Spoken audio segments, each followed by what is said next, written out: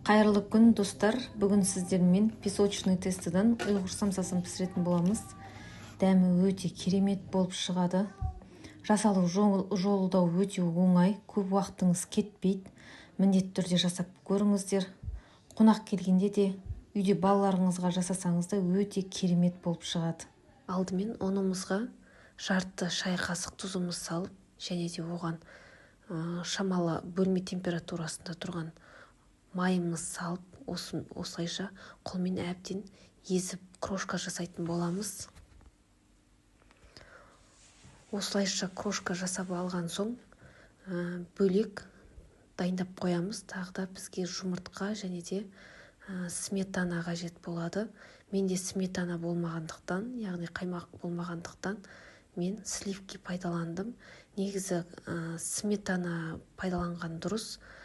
Қайсысы болады, соны пайдалансаңыз болады. Осылайша крошкамызға жұмыртқа мен қаймағымыз салып, осылайша әбден араластырып, жұмсақ қамыр илеп алатын боламыз.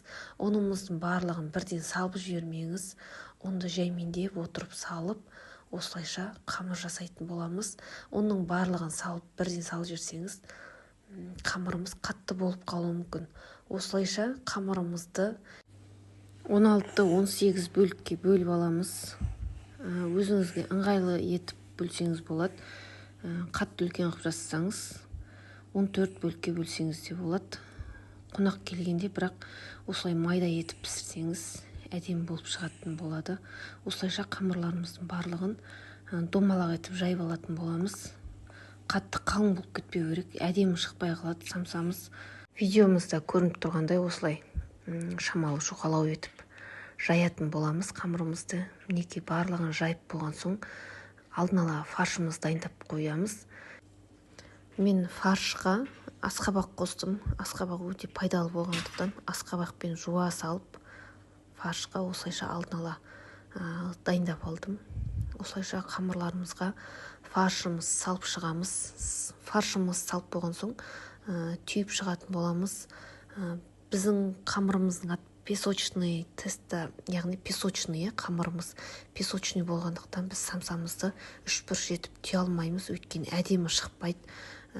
Міндетті түрде осылайша жарты ай сияқты етіп түйуіміз қажет. Өйткені мен бір рет жасап көрдім, үшбұрыш етіп түйсек самсамыз әдемі болмай қалады. Сондықтан осылайша түйіп шығатын боламыз. Өте әдемі болып көрінетін болады. Осылайша самсамыздың барлығын түйіп болған соң тапамызға салып, бетіне жұмыртқамыз жағып шығатын боламыз. Бір жұмыртқаның сарысына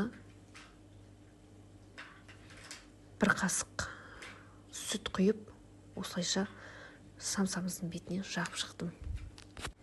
Самсамыз әдемі болып көріну үшін бетіне осылайша күнжіт сүйіп шықтым. Күнжіт міндетті емес, бірақ қонақ келгенде күнжіт сеуіп осылай пісіретін болсаңыз самсаңыз керемет болып шығады. 200 градус, 250 градуста самсамыз пісіріп алатын боламыз. Мінекей өте керемет болып шықты. Міндетті түрде жасап көріңіздер. Рецептім ұнаса каналыма тіркеліп лайк басуды ұмытпаңыздар.